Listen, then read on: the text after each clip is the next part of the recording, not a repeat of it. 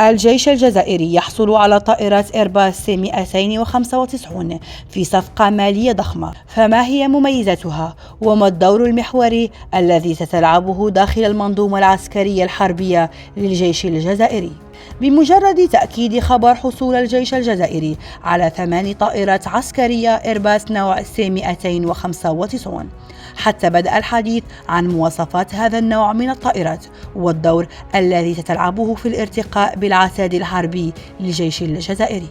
في هذا الفيديو سنقدم لكم مجموعة من المعطيات المتعلقة بطائرة إيرباص سي 295، مميزاتها وأهميتها في تطوير قدرات الجيش الجزائري. لكن قبل ذلك يرجى منكم الانضمام إلينا والاشتراك في القناة.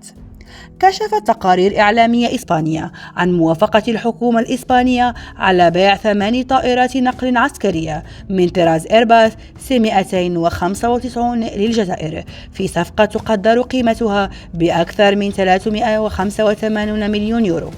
وتندرج العملية ضمن برنامج لتزويد القوات الجوية الجزائرية بوسائل نقل عسكرية حديثة، على أن تتولى شركة إيرباص تنفيذ الصفقة بعد حصولها على موافقة السلطات الإسبانية في يناير 2025.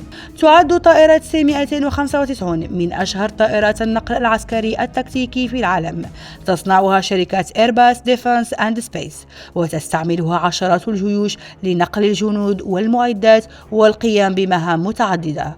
وتتميز بنقل الجنود 71 جنديا كحد أقصى، نقل المعدات العسكرية، الإخلاء الطبي، المراقبة البحرية، مكافحة الحرائق وإسقاط المظليين.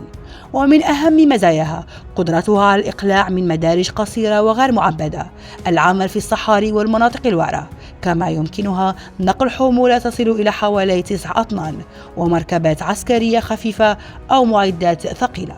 طائرة سي 295 ناجحة لأنها تجمع بين المرونة والقدرة على العمل في ظروف صعبة وتكلفة تشغيل منخفضة، لذلك أصبحت من أكثر طائرات النقل التكتيكي انتشارا في العالم.